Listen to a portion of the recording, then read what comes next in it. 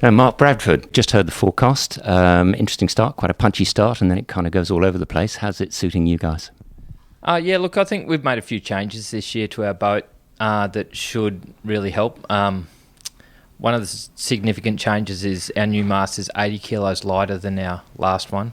So while you instantly think that's not great going into a heading sea, head on into a seaway,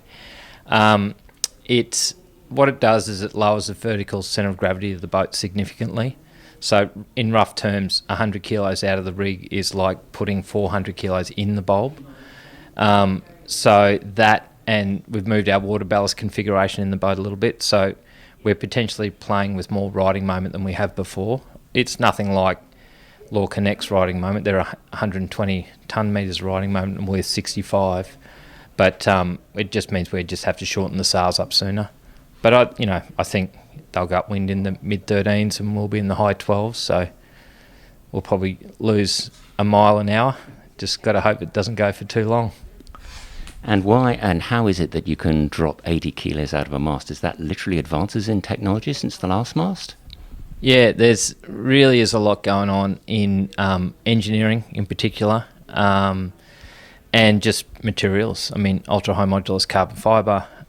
We changed the geometry of it a little bit. We made the rig a little bit bigger fore and aft and sideways, so when you make the tube a bit bigger, you just get a bit more size in there, which introduced some challenges in itself because the boat was locked in Queensland and the mast was built in New Zealand, and the mast didn't fit in the deck collar in the boat, so we had to get the boat here in time to get the deck collar modified, which is not a simple modification. We all saw what happened to wild oats in the cabbage tree, was it last year or the year before?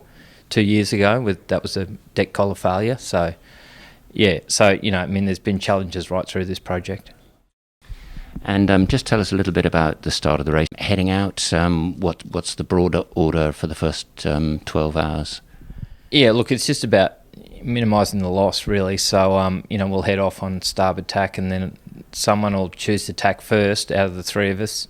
There's a benefit in extending offshore because you get the southerly set more, and then there's a bit of risk management in that because the waves are bigger. The conditions in the bumpy water have got a lot to do with that, but when you're in an elevator that's offering 2 knots for free, it's a hard one not to go looking for. So that'll be a tough decision to make. I'll expect Law Connect to probably push out the furthest and look for the bumpiest water, and we'll probably just go a bit short of them, I'd imagine. So in the Line Honours Contenders briefing just now, there's a lot of talk about, well, we're all going to have to hang on to Law Connect. So just without stating the obvious, why is she going to be so much better in that first night?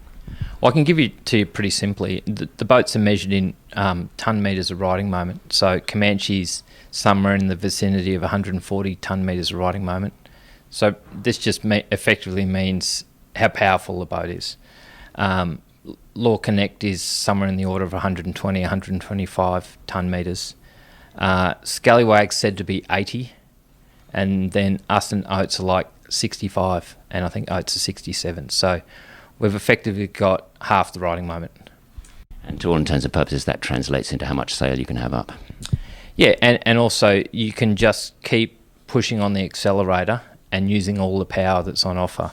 Now, there's a technique in managing it. We just shorten our sails, and there's a point where you can sort of hang on, but ultimately riding moment wins when you're stability sailing, and that is upwind or power reaching.